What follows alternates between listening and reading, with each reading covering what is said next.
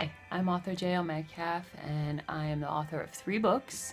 The first is a fantasy novel by the name of The Last Daughter of Lilith. The second is Undone, Musings on Life, Love, and Hobbits. And the third book is Menagerie of the Weird, a collection of short stories. Today I'm going to read a little passage from my second book, Undone, Musings on Life, Love, and Hobbits.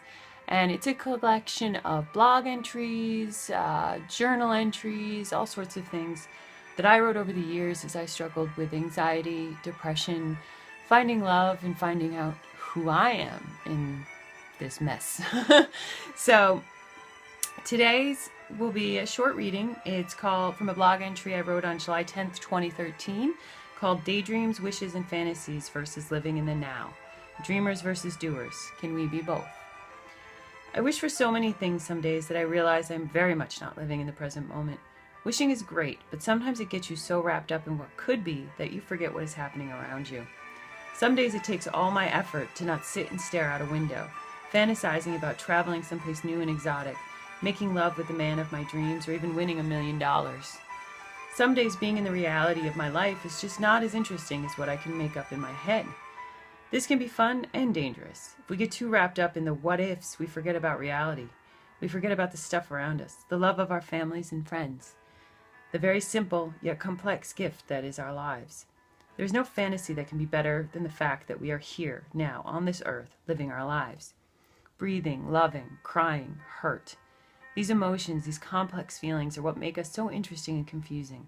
We humans are a crazy breed.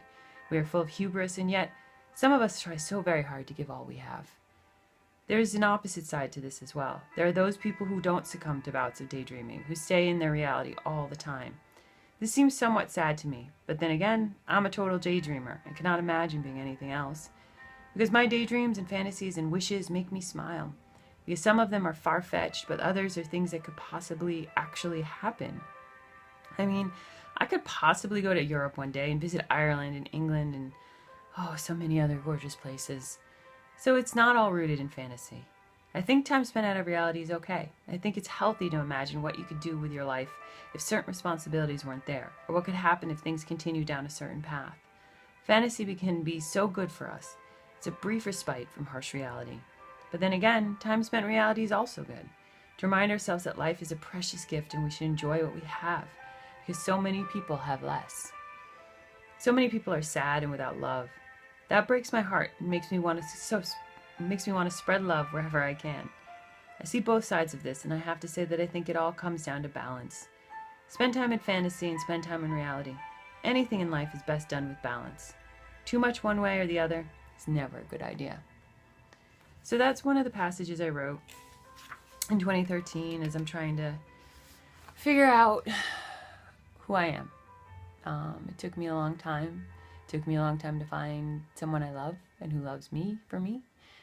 It took therapy. It took time and patience.